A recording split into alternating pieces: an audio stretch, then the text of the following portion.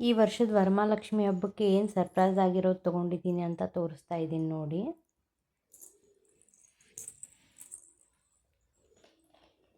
ಲಕ್ಷ್ಮಿ ಮುಖವಾಡವನ್ನು ತೊಗೊಂಡಿದ್ದೀನಿ ನೋಡಿ. ಹೇಗೆ ನಗುಮುಖ ಇದೆ ಲಕ್ಷ್ಮಿದು. ಬ್ಯಾಕೆಲ್ಲ ಟರ್ನ್ ಮಾಡಿ ತೋರಿಸ್ತೀನಿ ನೋಡಿ. ನೋಡಿ ದಾರ ಕಟ್ಟೋಕ್ಕೆಲ್ಲ ಈ ಥರ ಗಟ್ಟಿಯಾಗಿ ರಿಂಗ್ಸ್ ಎಲ್ಲ ಮಾಡಿದ್ದಾರೆ.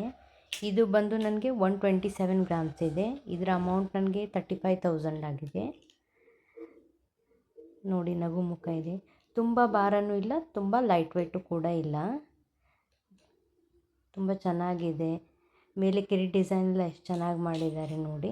ಇದು ನಾನು ಕಲ್ಯಾಣ್ ಜ್ಯುವೆಲ್ಲರ್ಸಲ್ಲಿ ತೊಗೊಂಡಿದ್ದೀನಿ ನೋಡಿ. ತುಂಬ ಚೆನ್ನಾಗಿದೆ.